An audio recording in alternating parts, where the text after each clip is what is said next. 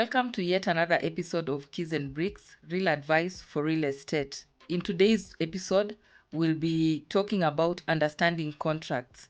But before we dive deep in it, let's do a recap on our previous episode that we talked about understanding what to look for when we are buying land. And we were joined by our guest, Ken Ashimosi, who is a managing partner at Mark and Partners Advocates. And we'll just do a recap with him because he's on the show today to take us through understanding contracts. So, Ken, welcome. Thank you. Thank you for having me again. Thank you. So let's just do a recap of our previous episode. We talked about what to look for when you are buying land. So maybe we can just take us through what we are supposed to do and a small, just a summary of the process. Okay. Yes. So, number one, due diligence. So, it's important for you to do a due diligence, and for you to do a proper due diligence, you need an advocate, a real estate advocate who understands real estate law, so that they can take you through the process of due diligence. So you need to confirm that you're dealing with the rightful owner of the land, that the person who is selling you the property has the title deed, that the land you're buying exists on the ground, unless you're buying off plan. And if it's off plan, of course, the advocate will guide you on what you need to look out for. Getting the approvals, ensuring that the person who is the developer he has a good name, that they know what they're doing. And if you're buying land from an individual, knowing you need to know how the person acquired the property before selling it to you. If it was through an auction, if it was through inheritance, if you got it through an allotment from the government. And lastly, I think I advised against buying property that do not have title deeds and share certificates. Yeah. Yes. Okay. I think that was a very, very, very educative topic and conversation for me, and I'm sure for even our viewers. So today we are also tackling another interesting topic, understanding contracts. Many a times we get contracts, even if they're not maybe for property, just any contract. Hardly do we even go through those contracts. Hardly do we even understand some terms that are used there, but we go forth and sign those contracts. And sometimes we end up getting into problems that we didn't foresee and that we had signed. And when this contract is brought before you and you're told, this is what you signed. So today we want to understand the importance of a contract and what is in those contracts. For instance, what is a sale agreement? Yeah, and what consists of a sale agreement? So a sale agreement is a contract between a seller and a buyer. If you're selling or buying property, the legal document that you need to sign between yourself and the person selling you the property is a sale agreement. And the sale agreement is very important, extremely important, because in the Kenyan laws, under the contract laws of Kenya, land, any agreement with regards to land has to be in writing. So if you don't have a written contract and something happens to the deal or the transaction that you've gotten yourself into, if you go to a court of law and you don't have an agreement, then your case is dead on arrival, because the law requires you to have a written agreement signed by both parties. Okay. So that is the basis, the basics or the basis of a sale agreement. You need to have two people agreeing on the terms and having it and having those terms put in writing. Yeah, so it's very important. Okay. So what is the difference between a letter of offer and a sale agreement? So a letter of offer is an intention. It's an intention to sell. So you're interested in my property, and I'm interested in selling you my property. Yes. So some sellers or developers, mostly developers use letters of offer. Hardly will you find a letter of offer when someone is just selling a plot of land. So the letter of offer basically is an intention to enter into an agreement. So a letter of offer has a summary of the terms that will appear in the sale agreement. So it's like a preamble to the sale agreement, I would say. Yeah, it's So- not really a legal document. Okay. It is in term, if you someone can argue that it's an agreement, but in the real intention, real purpose of a letter of offer is just to show intent of getting into an agreement or a contract with someone. So after, let's say I want to buy property, and I've been given the letter of offer. At what point is the sale agreement drafted? So it depends on how the lawyer or the developer has structured their transaction. For me, I advise my clients to sign at times I avoid the letter of offer, because the way some letters of offer have been drafted, it's like the sale agreement. And also, the developer or the seller expects you to pay a big chunk of money on the letter of offer, which I advise my clients against it, because you've gone for an expo, for example. Yeah. You saw property and someone gave you a letter of offer. You've signed it, you put down a deposit. You're putting down a deposit on what? On what? Yeah. So for me, I always say, let's have an expression of interest to buy. Give us documentation.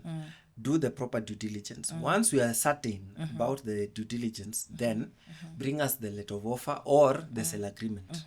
Yeah. Okay. So in your professional advice, before even going for before the letter of offer is given to me, we have to have done the due diligence for this property. And what if I'm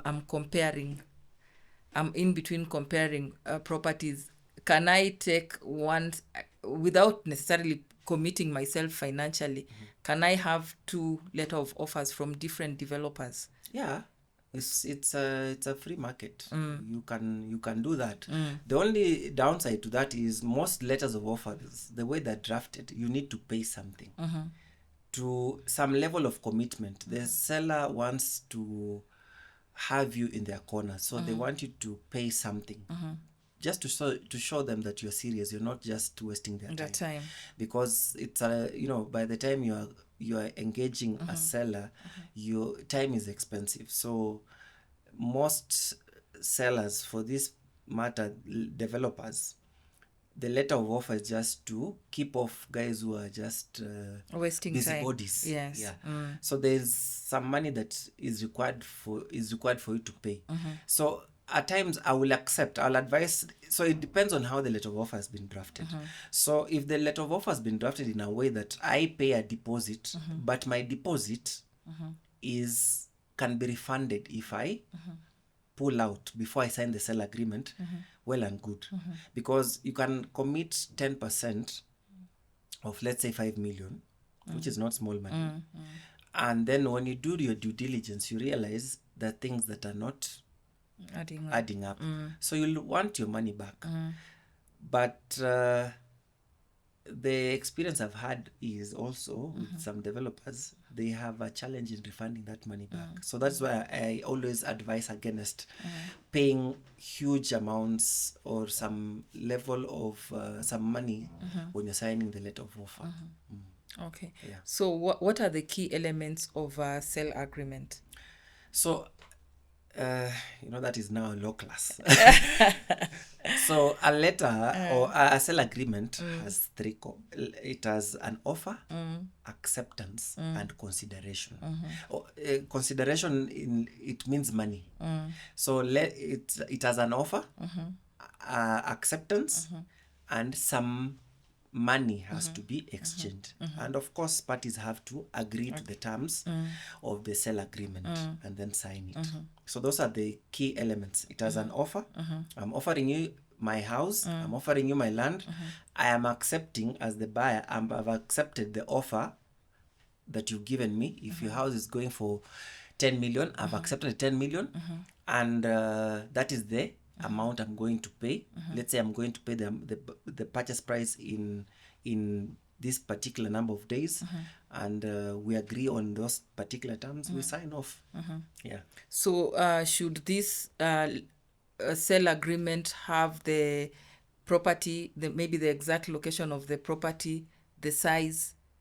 If it is, let's say, an apartment, the size of that apartment, the amenities. Okay. Yeah. Now, the sale agreement has many clauses in it. So the question you asked me before was the elements. The elements, yes. The elements are those three. Yes. From a legal point of view, Yes. so that the contract is valid. Yes. But then now, the components in that agreement now, it has the details of the buyer, details of the seller, that is name, address, ID. It has, of course, the description of the property, because one of the key fundamentals when you're drafting a sale agreement is it has to be very clear. It cannot be ambiguous. If a contract is ambiguous, then it becomes difficult to interpret and enforce it at the same time. So you need an agreement that clearly describes the property. So if it's land, this the land reference number, LR number, let's say Nairobi block strokes, so and so. If it's an apartment number, erected apartment number, on what floor, what size, how many bedrooms, located in what block of apartment. So it has to be very clearly described. If it's an apartment that comes with parking lots, they have to be very clearly described in the agreement, because that is the basis of the title deed that you're going to buy, or if it's a lease that you're going to get at the end of the deal. So the description of the property has to be clearly described. The location, the size, if it's a house, the bedrooms, if it is vacant land or undeveloped land, it has to be very clear. Then of course it has the terms of payment. When are you paying for the price, the purchase price? Are you paying a deposit? And how long is the seller giving you to pay the balance of the purchase price? The typical duration, if it's just land, it's usually 90 days, but parties can negotiate. If I have cash and your land is clean, why should you wait for 90 days? For 90 days, just, yes. We can exchange. We can have a shorter duration to complete the transaction. And the other thing is, of course, I've mentioned about the completion period. The agreement has to come to an end. You can't have an open-ended agreement. Then it's also important to have exit clauses. Exit clauses in an agreement means parties can come out of that agreement, either because of non-performance, breach, or sometimes reasons beyond their control. If you are a developer and God forbids an earthquake comes, then how do you deal with that situation? It was unforeseen. It was unforeseen, yes. If you are a buyer, you are relying on a mortgage and it doesn't go through, what happens to the deposit that you've paid? Let's say you pay 10% or 20%. So the sale agreement will have a default clause for the parties who breach the agreement.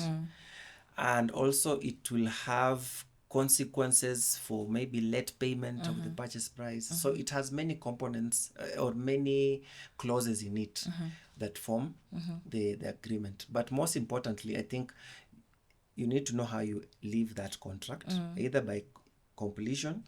If there is a breach, how do you leave? How do you leave?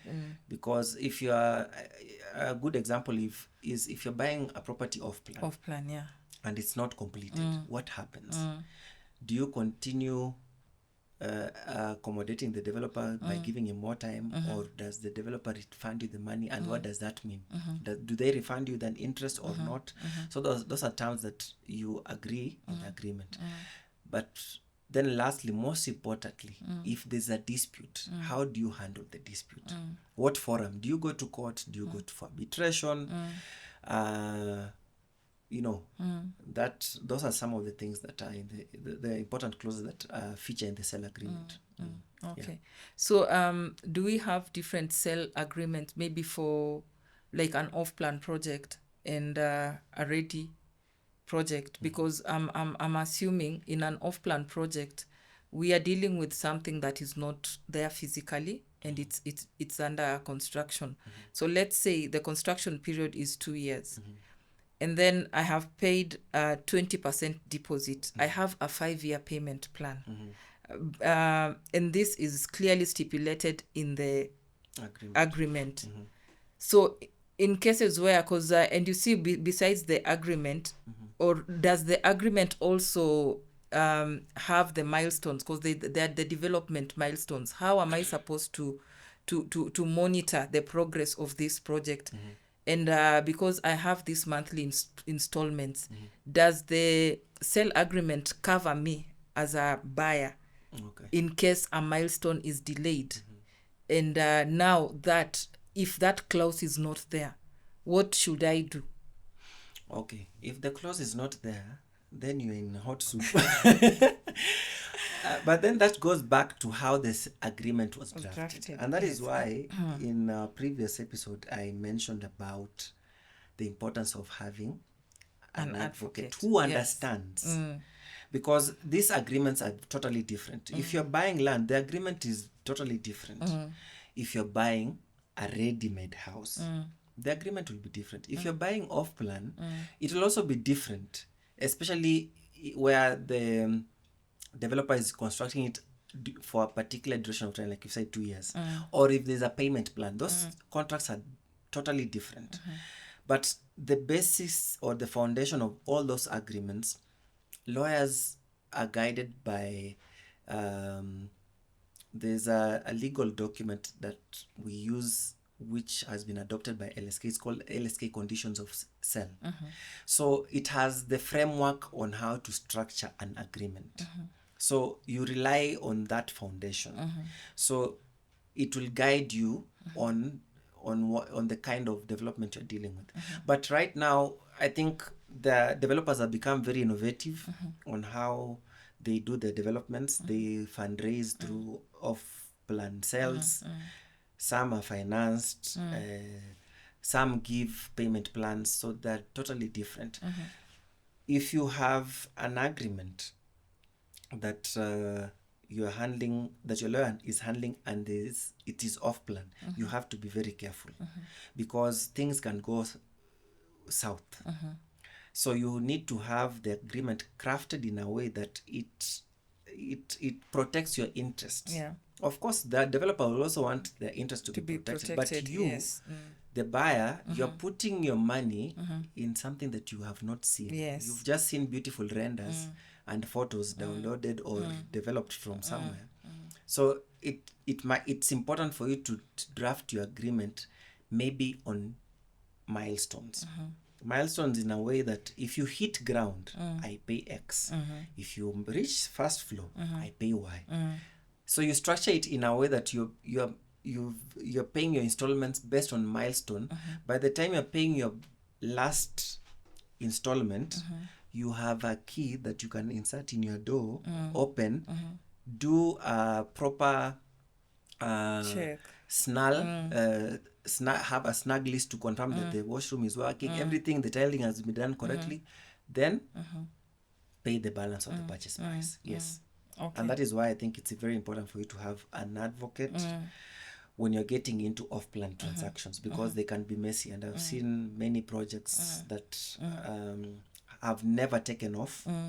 I have a client who came to us, paid 8 million for a project on Spring Valley. The only thing that exists there is a ditch to this point. 8 years down the line. And they signed a sale agreement. They signed a sale agreement. Unfortunately, it didn't have those milestones. Unfortunately, it had many missing gaps. It was a very good deal. And you remember I was telling you, when the deal is too sweet, you think twice. Just take your time. Don't be excited to sign. Okay. So now, what at what point do we do you introduce an advocate? Like, I'm interested in a property. I have liked this. I have been given a sale agreement. Maybe I want to proceed, and the developer is maybe convincing you to use even their advocate. So, in your professional opinion, do you think that I still need, because you see, for many of us would pass and say, because I have this advocate who is there for free, let me use them instead of now going to get my own advocate. So do you think it's important for me as a buyer to also have my own independent advocate, or can I use the developer's advocate? So there's nothing like free lunch. So there's nothing like free advocate. That advocate is representing the developer's interests. So he's not in your corner. Even if you're paying, because sometimes the way sale agreements are structured for developers, you end up paying the developer's advocate. The reason why you're paying the developer's advocate is not for him to look after your interest. The main reason is usually the developer's advocate is going to prepare a lease document and they're going to submit it for registration. And maybe the way that development has been structured, they are not doing sectional titles, so there is the mother title. So the advocate is going to, you are paying him to register the lease. Basically, that is what you're paying for, not for you to look out for your interest. For your interest. So advisably, I'll strongly advise, get your own advocate, so that in case anything is amiss, they're answerable to that. Yeah, so always get an advocate before getting into into, because for this the example you have used for developments, I'll use an advocate, because for developments you need to ascertain that, apart from the due diligence you'll do when you're buying land, that this property, this project has the requisite approvals from the county, from the National Construction Authority, that the developer is registered and has been registered by the National Construction Authority as well. They have the capacity. Who is the architect? So how is their team constituted? Do they have approved plans? So you need to have all those things figured out. And if you don't have that expertise, you might get it wrong. Okay. So now, let me ask, if on as a layman, I have decided to represent myself in this purchase. Yes. So when I'm given that sale agreement, what common legal terms, am I going to encounter, or should I look out for, that might not sound ambiguous, but they are common in most sale agreements? Okay, I don't know how to answer that, but this is what I'll say. If you're a layman, everything in that agreement might sound very. There'll be jargons from page 1, but I will just highlight a few things that you can pick out. So number 1, you'll find a definition of the seller. The seller is the person who's selling you, or a vendor. Is the vendor and seller are the same things. You might find a developer. There's some transactions you'll enter and you'll find a developer is just the developer. Then you'll find a seller. The seller is not the developer. Then of course you'll find the buyer. The buyer is you. You'll see consideration, money. You'll see the description of the property. So you might see encumbrances. There's some developers who take loans to develop. So you might, from there, you might meet now some jargons that I might not understand. You will not understand. Yeah. Okay. So completion, but you need to look out for, like I said when we're starting, the description of the property, the seller, the buyer, the amount, the purchase price. You'll see the deposit. You will see completion. When is it being completed? You'll see a dispute resolution clause. You'll see the governing laws. And you look out for where people are signing. And for sale agreements and legal documents, they have to be witnessed. So it's not just a matter of signing. You need to sign and witnessed. Yeah. Okay. Yeah.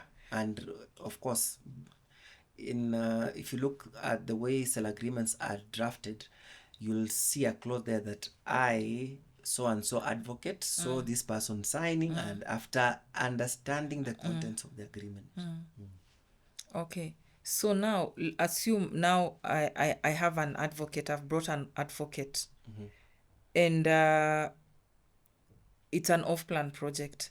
And we find that especially in most off-plan projects, a developer will want you, some developers want you to, like we were saying about the milestones, that if I ground break, I give this deposit. If I get to the first floor, I do this. But what if you meet a developer who is rigid? They do not want that kind of arrangement. They want the monthly by monthly payment. How does now, like now you are my advocate and we are in this situation, how are we maneuvering this when I'm still interested? Would you advise me to maybe now find another property or to go ahead with this? That's a very good question. Like I said initially, property is very emotive. So I could advise you leave this property, but you like Yes, it. yes. So it's a give and take. Remember, I told you it's an offer and acceptance. No one should force you to get into an agreement, because if you are coerced to get into an agreement, it's a ground to say it's not a valid contract because I was coerced. No one is coercing you. So at times you'll engage developers advocates that are very rigid. The sale agreement is like the Bible or the Quran. You cannot amend anything. So those become very difficult. So unless it's really, really good property, we always fight for the client, and the developers advocates sometimes, most of the times, they will give in. There's some clauses that they will say they're not negotiable. Maybe default clauses or interest if you miss to pay the balance of the purchase price. But on milestones, I think it shouldn't be a difficult conversation unless you are dealing with a developer who is rigid, who is fishy. Yeah. But if you are dealing with a developer and you express your view or where you're coming from, and especially guys who have been duped, they're always very reluctant and cautious.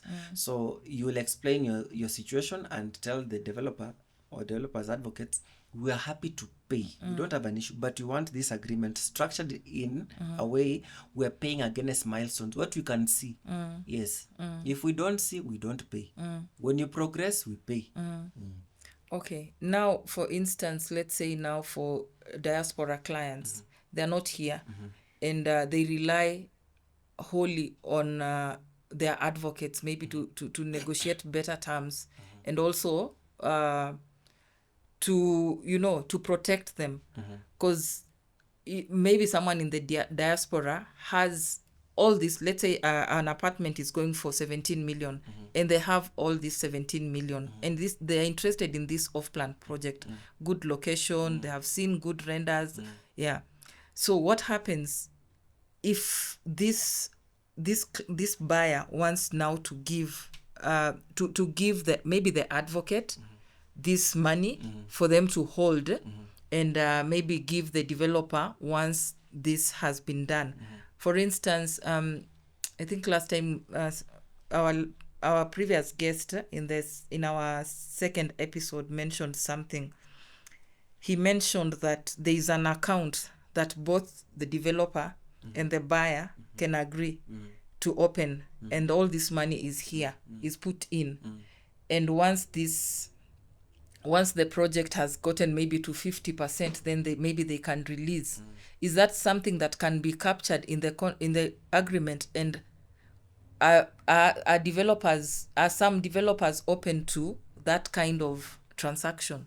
Yeah, I've seen developers, some developers open to that kind of arrangement. So we call it an escrow account. So an escrow account will be opened between the two parties or between the lawyers' advocates, and the money will be deposited there in an interest-bearing account because no one wants to lose money. Yes. And then, depending on the milestones achieved, both parties will sign and the money will be released. So that happens. It's all about how you negotiate your terms. However, there are some developers who are very good and they've had a very good track record. And not all developers in Kenya will dupe you. Yes, We have yes, very yes. honest businessmen and companies who deliver what they promise. I represent quite a number of them. And so if they're trustworthy, you've seen how they've been delivering projects, then you could trust them with your money because it's all about trust. But if you are not if you don't trust them, and I will understand where diaspora clients are coming from, and because I represent quite a bit of them as well, they've been duped. They've been duped by developers, by relatives, by lawyers. So an escrow will work for them. Let them get, if the money can be put in an escrow account between the two advocates, and then they disburse the money. Or if they can agree with the developer to be paid, they could pay directly if they don't trust Kenyans here. Yes. Interesting. Okay, so another question, maybe like for us, like Brilliant Elite Homes, who are the sponsors of this show, sell on behalf of developers, and we have a client. This client knows us. They don't know this developer. They have seen this project on our website or maybe on our socials, and they want to sign in. How is there an agreement that this client and now us, the Brilliant Homes, are supposed to sign just to protect them in case this deal goes wrong? Yeah. Okay, yes, I think it's important because I'm assuming that when they're onboarding you, they're onboarding you as their agent. So you're looking out for property that suits their interests. And so you need to have an agency agreement between you and them, because it protects you, Brilliant Homes, and it also protects the client. Yes. Yeah. Because I've given you an assignment. Look for me this type of property, and if you get me the property, I'll pay you a commission, and vice versa. The same way developers have entrusted you with their properties to sell. You need to sign agreements. Yeah. Okay, that's interesting because you find that most agencies, a number of them do not have this. They rely on now like the developer, because when now you get this client, you go and do all the paperwork at the developer's office. So if anything, because when the client pays 20% according to that agreement, me as an agent, I leave the client with this developer. But now what happens when there's the delays and everything? So at this point, now these are three people, because there's the buyer, there's the agent, and there's the developer. So between the buyer and the developer, there's this agent. So this agent has gotten this buyer, and this buyer trusts this agent. So now this buyer comes and they have given in their 20% deposit. They have not had any advocate because they have relied on the agent. So now within the time frame that they have agreed, there's a delay. And of course, because this client doesn't know the developer, but they know the agent. Yes, there's that delay. Is it also important for an agency to also have agree with the developer on the milestones that this is you negotiate the terms? Can you come in, or now as an agency it is my responsibility to maybe have my advocate stand in, represent this client? Okay, many things there. So if you, first of all, I think it's important for you to understand your role as an agent. If you're looking for property, let that be your responsibility. Don't take take over or take responsibilities that will be out of your control. Don't take the responsibility of doing the due diligence. Of course, it is expected that if you are selling on behalf of a project of a developer, you should have done your due diligence. That the the developer you're representing is reputable. They have the approvals, because you might find yourself in that mix-up in case something goes wrong. So it's important for you to understand what your role is, but do not wear the hat of an advocate. Don't let the advocate do their job, so that if anything goes amiss, the advocate will take responsibility. If you are the one who introduced a developer to a buyer, then ensure that the developer that you introduced is reputable, so that in case something happens, you'll have some level of responsibility, right?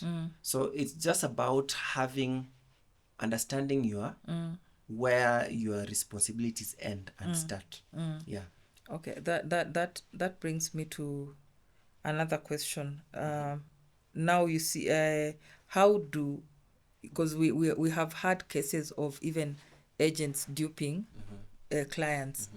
So how does that buyer know that or protect themselves? Because you see, what agreement should this buyer insist on having with this agent so that they are not duped? Okay. Now, you could have an agreement, but again, it goes back. What is your responsibility as the agent? I'll give you an example. If I come to your channel and I see you're selling one of the properties there, and I'm interested, and I tell you I'm interested in buying the property, or I call the developer directly, I engage the developer directly, and they ask me, how do you get to know about a property? They say Brilliant Homes. The responsibility in that scenario is you are just a conduit. But where the buyer has given you the responsibility to look for them land in a particular location, then that responsibility is more than just having a platform where you're advertising things. So you need to have an agreement between yourself and the buyer, and it must be very clear that we are giving you the responsibility to look for this property within these locations. This is our price, and these are our terms of engagement. How much are they paying you? So that has to be in writing. Yes. Okay. Maybe your final advice to the viewers. What would you advise the viewers in terms of contracts? How do they protect themselves? Yeah. Okay, I think most importantly, don't get into a land or property transaction without a sale agreement. It is important that you have a proper sale agreement that protects your interests, that ensure that at the end of the transaction, if you're buying property, you'll get the property that the seller promised you to get when you're paying the purchase price. And most importantly, of course, get an advocate.